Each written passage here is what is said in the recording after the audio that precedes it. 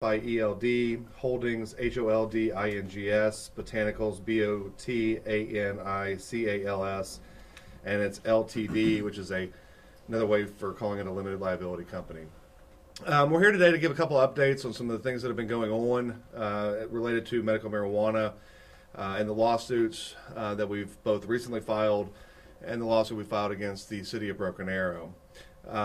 Recently, the City of Broken Arrow agreed through their attorneys to enter into a final judgment in that case. As part of that agreement, we as the plaintiffs in that case dismissed our Open Meetings Act claims against the individual counselors in the City of Broken Arrow, and we did that for a specific reason. At the end of the day, the ultimate issue here is to get a determination by the Oklahoma Supreme Court as to what cities can and cannot do when it comes to regulating medical cannabis in the state of Oklahoma. Obviously, we won in the trial court. The City of Broken Arrow conceded that we won in the trial court. So Judge Pickrell entered a final declaratory judgment enjoining the City of Broken Arrow from enforcing any of the ordinances that they passed.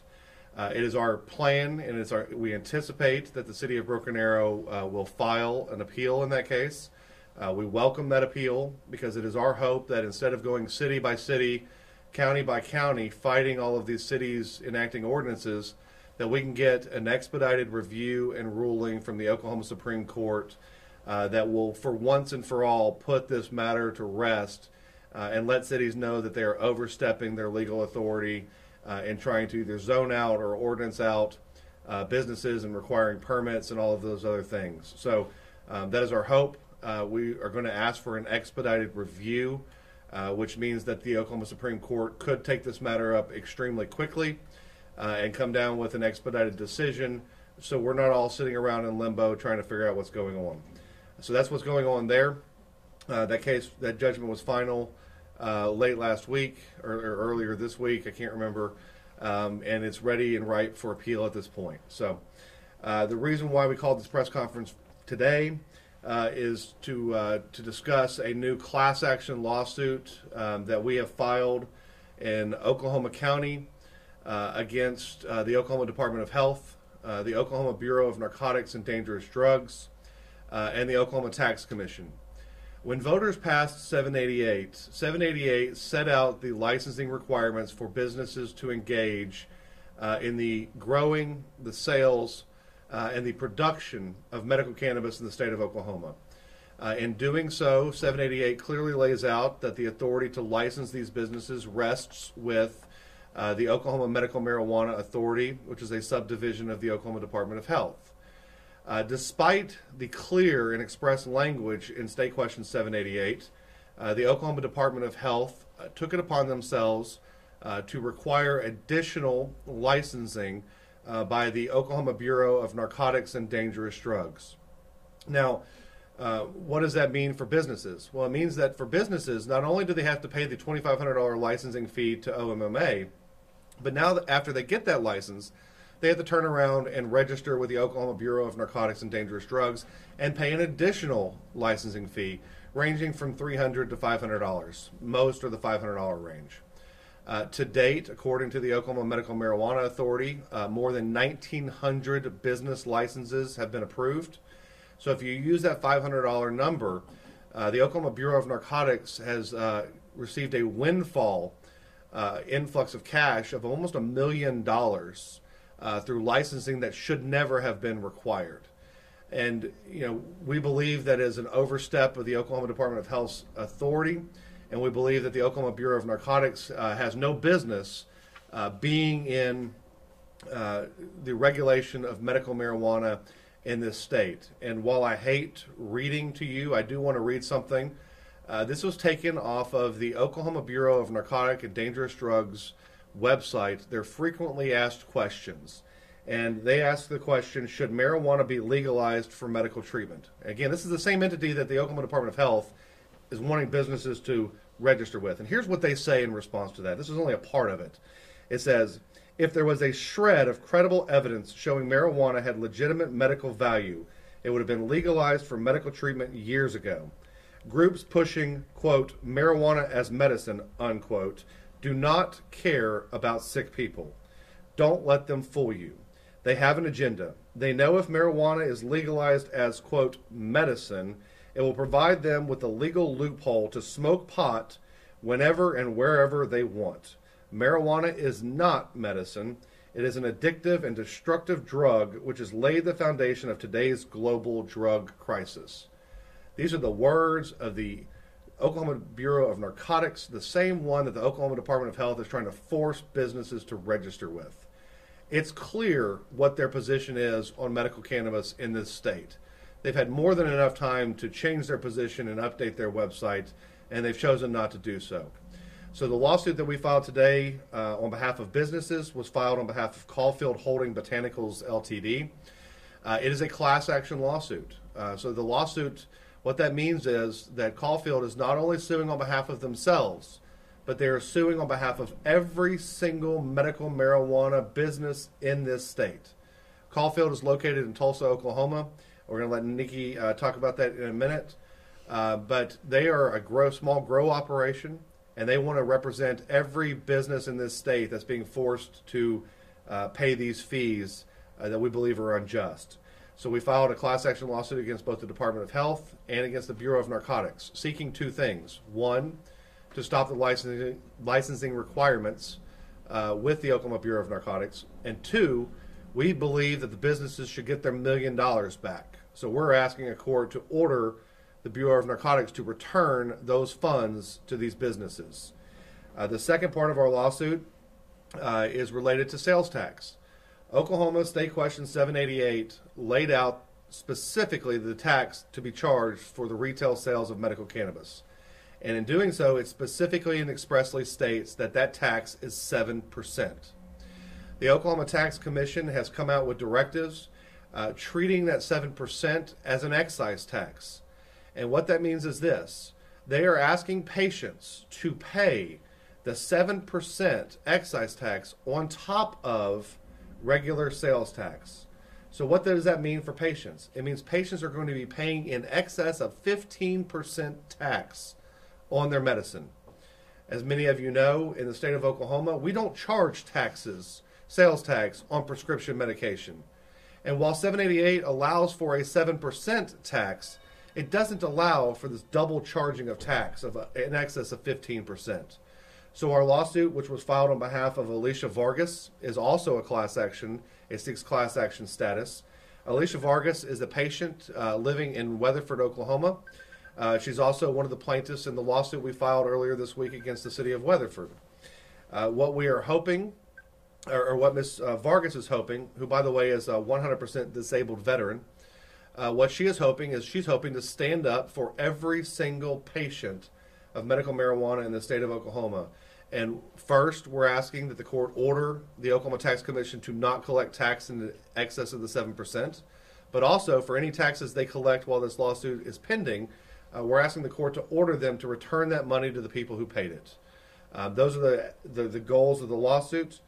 We have filed a multiple count claim against the Department of Health, the Bureau of Narcotics, and the Oklahoma Tax Commission, accusing them of an improper taking without just cause of people's money through the licensing fees, within a breach of an implied duty and a breach of implied contract, because we believe that 788 and the regulations create a contract with the businesses. We've also sued them for unjust enrichment, and we sued them for what's called exaction, which is where a government takes monies that they shouldn't take through improper fees and licensing requirements. We're also, in this case, as we've done in every case, we're seeking declaratory judgment to put a stop once and for all to all of this.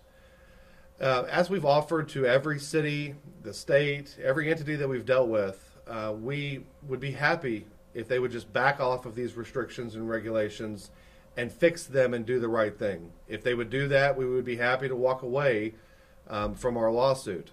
Unfortunately, to date, we've not had any city do that. One city, the city of Weatherford, indicated they were going to do so, and they reneged on their agreement, which is why they got a lawsuit filed against them this week. So we again extend the olive branch that if they want to do that, we would certainly consider that, because at the end of the day, we want what's done here to be done right. We don't want to waste time. We don't want to waste taxpayers' money.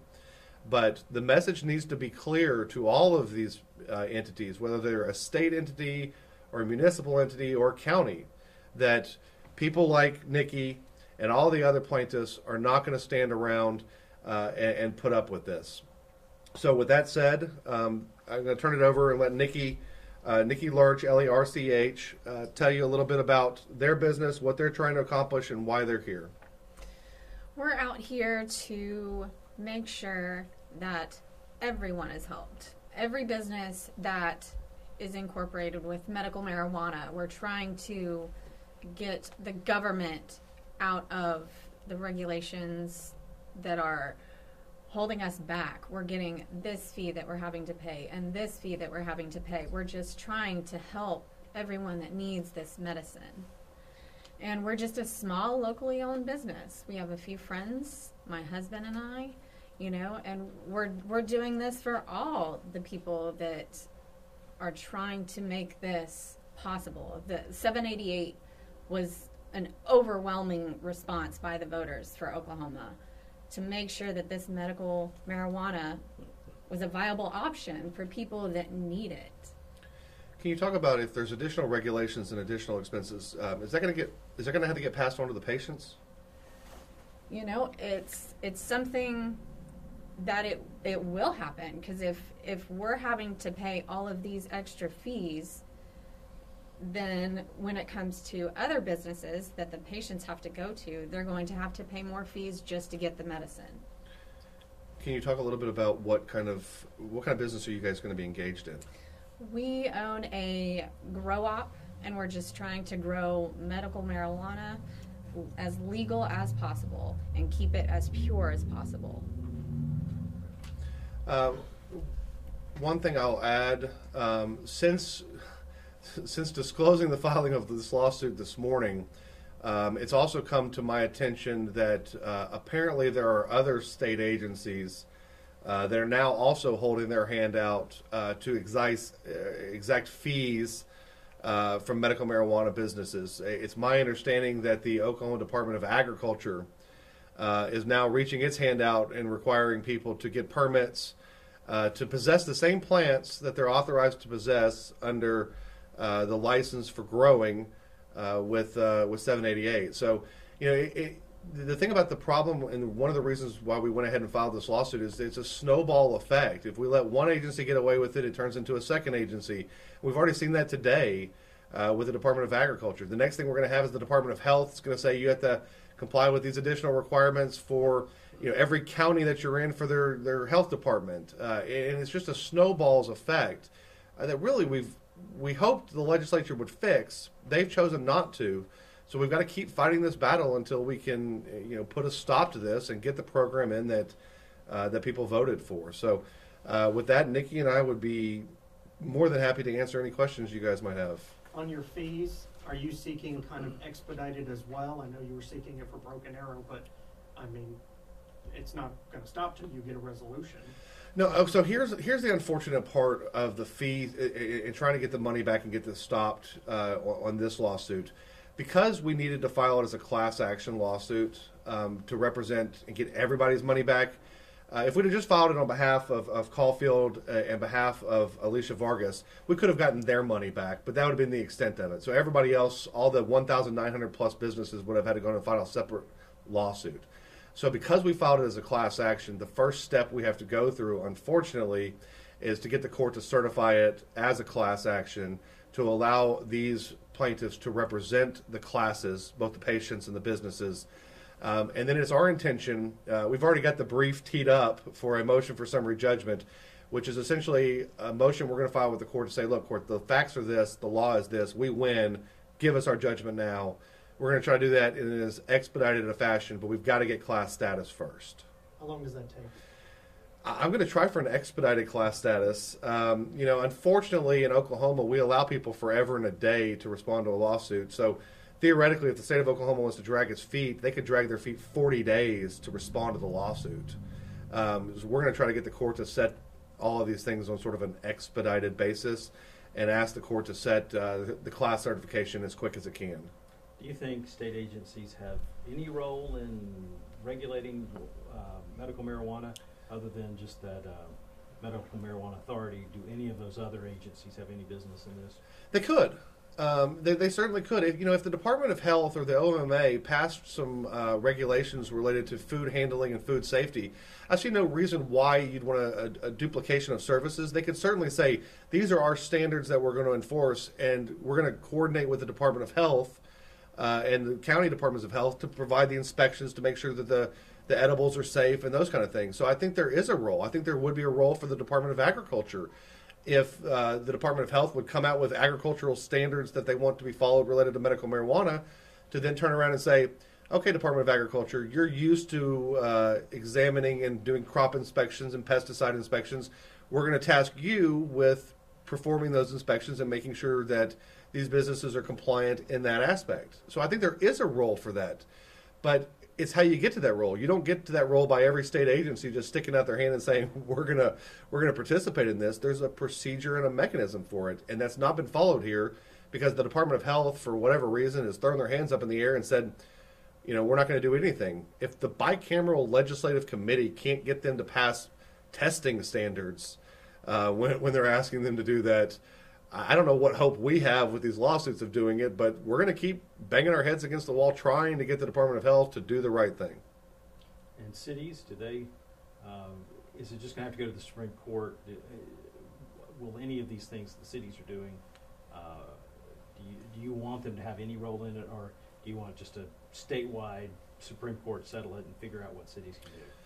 The unity plan that we proposed and we worked very hard on when asked by the legislature deals with the issues of cities, and it authorizes them to have some control. But when you have a statewide industry, what you don't want to have happen, and why we won the lawsuit in Broken Arrow's case, is because you don't want every single city being able to pass whatever restrictions they want to pass. You end up in a system where it's impossible for businesses to engage in their business because they're having to figure out what's this city's regulations versus what's this city's regulations, and so we want the cities to have some role. The cities already have a role. They can, if they would just step back and classify things in the places where they should already be classified, they could have a say in where these things go. For example, a commercial grow operation very clearly fits into an agricultural scheme or very clearly fits into an industrial classification. They already have codes for those things. If they're worried about somebody using butane to extract marijuana in that process, they already have building codes and fire codes. I emailed back and forth with some of the fire marshals for Tulsa that said, I was trying to get a general answer on that, and what they said to me was, we would need to see what you're planning on doing, what the plans are, to determine what building codes are applicable. So they already have those standards in place. Why not just enforce the standards you apply to everybody else to these businesses? Because they fit. It's an agricultural crop. It's a medicine. So you've got other areas and things you can compare it to and treat them in a fair and like manner, and we're gone. We're going to go away. A class action lawsuit on behalf of 2,000 businesses, that's obviously a lot of money at stake and a lot of money that's that you're asking to be returned. Is there any precedent, any class action lawsuit in recent memory that's gone to the state of Oklahoma like this, that's been won? That's gone to the state of Oklahoma. Off the top of my head, I can't think of one specifically I can give you an example on, but class action lawsuits of this type are common. There was a recent class action lawsuit filed against the United States Patent and Trade Office by a bunch of businesses that lost their patents through a patent review process that they recently instituted, and they filed a class action lawsuit against them saying, you took away our patents, give us back all the money we paid you. It's sort of the same thing here. We're saying you shouldn't have charged us these license fees, give us the money back for these license fees. I've got no concern that we're going to get class status. I think it's very clear. I think these are the appropriate parties to represent the class of businesses. And, class action lawsuits of this type are certainly expressly allowed under Title 12 of the Oklahoma statutes. So, when you get class action status, how do I become a part of that? Do I need to bring a receipt or my license to you? The court will set those limits. For businesses, it's very, very easy. It's going to be more difficult on how the court determines the manner in which to get the patients their money back. What we would probably propose would be use this as an offset for all the sales taxes that you're charging for a certain period of time until the funds are gone. That way we would hopefully flow that back through to the patients, the money back through to them in that way. That one's going to be more difficult, but we'll find a way to get the money back to the people it should be never have taken from. It's no secret the state is broke, so you have all these agencies who are happy to have any dollar in their pocket. I'm wondering if you're concerned if this takes long enough, they're going to go into another fiscal year and another budget. They're going to spend the money they've already collected. So, I mean, that's not my problem. If they spend it on something else, they're going to have to figure out how they're going to pay it back. If they have appropriated that for the Bureau of Narcotics carrying out their agenda of trying to do whatever they can to make sure medical marijuana is not happening in this state, they're going to have to figure out where they're going to pinch pennies to pay that money back. And yeah, state agencies in the state of Oklahoma is hurting. But what they're doing by these fees and by this additional tax on patients is not the way to go. If they're that desperate for money, then pass recreational marijuana and tax it to the end of the earth. Let recreational users pay all that money and make our schools palaces and give teachers pay raises. Let's do it that way. Let's charge the people who aren't using this as medicine. If we need the tax revenue, I think Colorado just came out that they made $200 million in tax revenue in the last 12 months off of medical cannabis. Imagine what $200 million could do for the state of Oklahoma. And so, I'd be all for working with the legislature to write medical recreational cannabis laws. Mr. Childs, how are these fees and those things affecting you as a startup business? It's causing us with our bottom lines. It's adjusting it because we're having to pay for this and paying for this. And, we're just a small business. We're trying to just help people get what they want. 788 was laid out perfectly and it's pure, and that's what the voters wanted. And it's hurting us based on, we know a lot of other small businesses, and it's happening to them, and when all of these fees add up, it may just crush some of the small businesses. And a side note to that, the more regulations and the more loopholes that you make a business have to jump through to be compliant with something like this, the more that a small business person like Nikki or any of the other, probably, of the 1,900 licenses, probably 1,750 of them are small business, mom and pop type operations. What you end up having is it's not just the licensing fee, the $500 or the $2,500 for the OMA. It's having to pay a lawyer to break all of this down for you and tell you what all you have to do to stay in compliance. It's an arduous process, and the more restrictions and regulations you add on it, the higher their legal fees and ancillary expenses become, to where they just can't operate. When did you begin to notice something was up? Were you balancing your books and saying, I've paid fee after fee, or? Right. We have, when you start a business, you lay out your business plan, you have money set aside for all of these things, but then when more things come up, you have more things to pay for, and then some of the things you thought you would be able to take care of kind of just gets pushed to the wayside, so you can make sure you're within the regulations of everything that is coming out. Do you think, and I know there's been speculation about what the pharmaceutical lobby continues to do and opponents continue to do. Do you think there are lobbyists going into these agencies saying, hey, grab this money? Sure, absolutely. I think what happened, where the genesis of the Bureau of Narcotics registration sort of came at the same time that the restrictions related to smokable flower, THC limits, only indoor grows, all those other ones that the Department of Health finally threw out after they got the AG's letter, they all came from the same place. And they all came from other agencies inside the state of Oklahoma. As we delve into these cases and do Open Records Act requests and other people do them for us so we can kind of stay on the wayside and just let them see what they can come up with, we're finding out more and more that there was a concerted effort by other state agencies to exert influence and control in this industry to try to kill it. And that's where this Bureau of Narcotics registration came from. It's an effort to kill this. And the Department of Mental Health had a lot to do with this. We've come to find out that the Department of Mental Health was working with members of the board of the Department of Health to write those additional restrictions and requirements, and they were pushing for them. We also have information that the AG's office was involved in pushing for some of these things and working with them to create these. So I think it's a concerted effort by a lot of agencies with a lot of influence and exertion of pressure from outside groups to do what they can to kill this business in the state of Oklahoma. Anything else? Oh, awesome. Thank you, everybody. You did great. Oh, God. Can you spell Nikki? Nikki. Yeah, that Nikki. Thank you.